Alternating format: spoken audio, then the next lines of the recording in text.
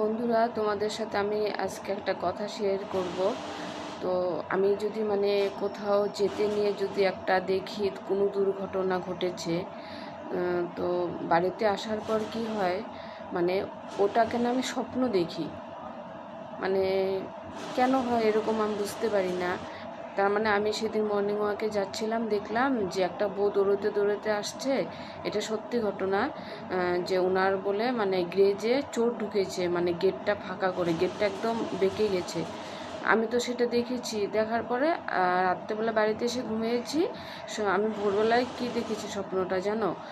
আমি দেখেছি যে আমি আধা রাত্রে বাথরুম যাব, দেখি রান্নাঘরে ভেন্টিলেশনটা ভাঙ্গা।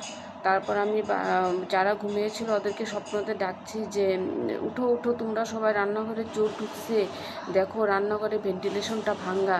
তারপর রান্নাঘরে সবাইকে ডেকে নিয়ে গেলাম। ফোন করছি, কাউকে ফোনও করতে পারছি না। স্বপ্নতে তো এমন হয় জানো, তা কাউকে না ফোনও করতে পারছি না।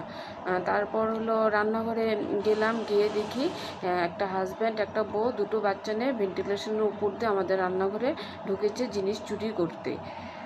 তারপর তো সবাই চলে গেছে, বউটাকে আমরা ধরলাম।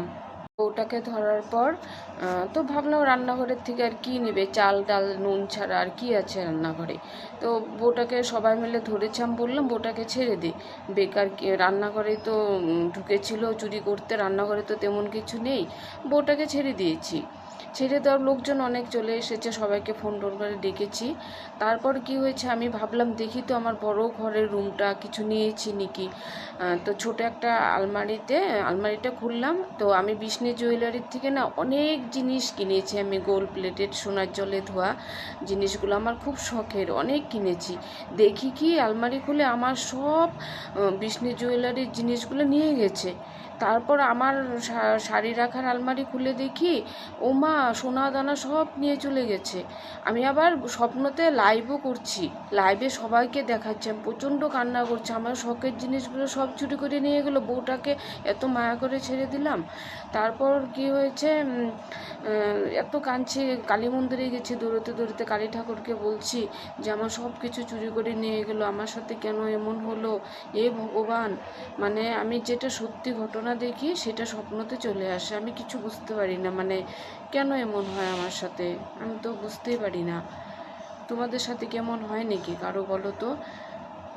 আমি কি করলাম, যখন স্বপ্নটা ভেঙে গেল, লাফ দিয়ে বিছানার থেকে নেমে সব ঘরের জিনিসগুলো দেখলাম যে ঠিক আছে কি না। আমি যখন দুর্ঘটনা কোথাও ঘটে এমন ধরনের যখন স্বপ্ন দেখতে থাকি, তখন আমি ভাবি যে কিছু না কিছু একটা আমার সাথে হবে, একটা না একটা কিছু হয়, হয় শরীর খারাপ হয়ে যায়, না কোনো একটা কিছু আমার সাথে হয় আর কি। তো আজকে আমি রাইস কুকারে ভাত বসাতে গেছি, চাল টাল আগে রেডি করে নিয়েছি, তারপর রাইস কুকারের বাটিটা নিয়ে রাইস কুকারে যেয়ে বসিয়েছি, এমন শক খেয়েছি আজকে, আমাকে ছিটকে কত দূর যে ফেলে দিল, একদম ঘাম বেরিয়ে গেছিলো শরীর থেকে। কেন এমন হয় আমি বুঝতে পারছি না। তো তোমরা যদি কেউ জানো ব্যাপারটা আর কি, আমাকে কমেন্ট বক্সে জানাবে।